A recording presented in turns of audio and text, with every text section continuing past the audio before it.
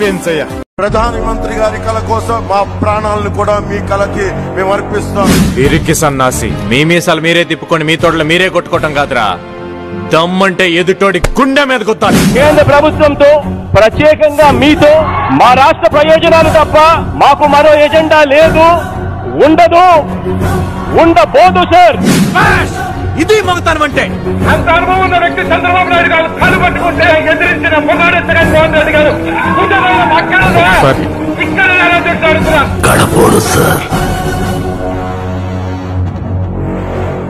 పెట్టుకుని ముసిముసి నవ్వులు నవ్వుతాడు తప్ప నిజం చెప్పడం లేదు. నువ్వు కరెక్ట్ అయ్యా, నువ్వైనా చెప్పబోయా. ఇప్పుడు కూడా సాధ్యం కాని హామీలతో చంద్రబాబు మేనిఫెస్టో ఇచ్చాడు. అది సాధ్యం కాదు అన్న సంగతి అందరికీ తెలుసు. సాధ్యం కాదని తెలుసు, అబద్ధాలు చెప్తా ఉన్నారని తెలుసు, ఎన్నికలు అయిపోయిన తర్వాత పొరపాటున గెలిస్తే మోసం చేస్తారని కూడా తెలుసు. ఎవరెరి పప్పులో ఒక్కసారి గుర్తు తెచ్చుకో. కూటమి తరపున మేము ఒక నిర్దిష్టమైన అజెండాతో వస్తున్నాం మీ దగ్గరికి. ఆ నిర్దిష్టమైన అజెండా మీరు చూస్తే సూపర్ 6. ఎదవ ఎట్టకారాలు వద్దు. ఎవరిదా ఎటకారం?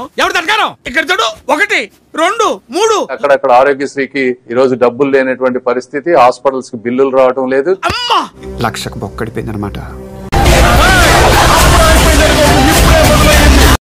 చంద్రబాబు నాయుడు గారు మొన్న అసెంబ్లీలో మీరు సూపర్ 6 చూస్తేనే భయం వేస్తుంది, ఎట్లా అమలు చేయాలో అర్థం కావట్లేదని చెప్పి మాట్లాడారు కదా. పథకాలు ఎట్లా అమలు చేయాలి, పథకాలు జనాలకు ఎట్లా చేరవేయాలి అనేది మన మాజీ సీఎం జగన్మోహన్ రెడ్డి గారి దగ్గర క్లాసులు తీసుకోండి. జగన్మోహన్ రెడ్డి గారు సలహాలు తీసుకోండి. మీతో పాటు మీ హోమ్ మినిస్టర్ ని, అలాగే మీ డిప్యూటీ సీఎం అయిన పవన్ కళ్యాణ్ గారిని, మీ ఫైనాన్స్ మినిస్టర్ ని, అలాగే బీజేపీ పురంధేశ్వర్ గారిని అందరిని తీసుకొని వెళ్లి క్లాసులు పెట్టుకొని క్లాసులు చెప్పుకోండి జగన్మోహన్ రెడ్డి గారు. అప్పుడైనా కూడా మీ పథకాలు ఎట్లా అమలు చేయాలి, పథకాలు ఎట్లా ఇవ్వాలనేది తెలిసింది. మేము చెబుతాం లేండి, పవన్ కళ్యాణ్ గారిని మిమ్మల్ని ఏమనొద్దని చెప్పని జగన్మోహన్ రెడ్డి గారికి మేము చెబుతాము. అలాగే మీకోసం పెద్దిరెడ్డి రామచంద్రారెడ్డి గారికి కూడా మేము చెబుతాం మిమ్మల్ని ఏమనొద్దని. మన ఊరు పారంబోకుల్లో నెంబర్ 1 పారంబోకురా నువ్వు.